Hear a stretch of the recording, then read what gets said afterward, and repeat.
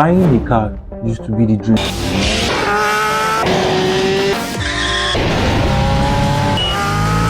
But in 2025, that dream might be costing you more than you think.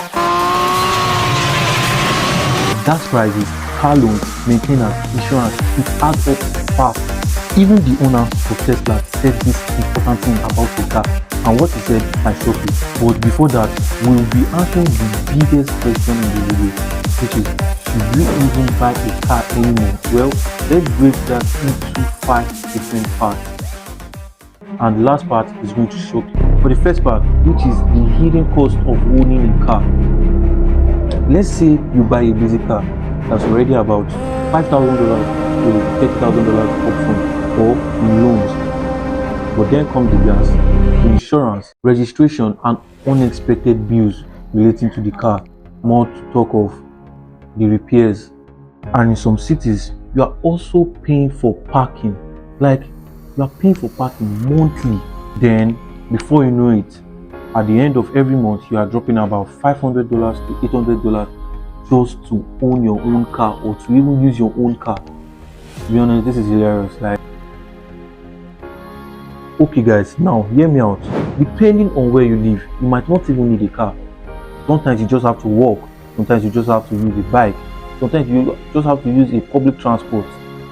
You don't really need to have a car just to go to where you're going. If you work remotely, or you live in a walkable area, or you have good public transport like using the ride sharing apps like the Uber, the Bolt, the InDrive, any ride sharing app you can think of, or even a bike, a bicycle or a scooter, I don't think there's really need for you purchasing a car, to be honest. And even with this, you can still save thousands in a year. Now, no car equals to no gas, no breakdowns, no repairs, and no stress. And to the third part, when owning a car still makes sense.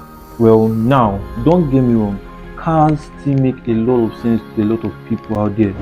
Like when it comes to picking up their children from school, if you commute long distances, live in a rural area, or need flexibility for work or family, a car is more just than a transport.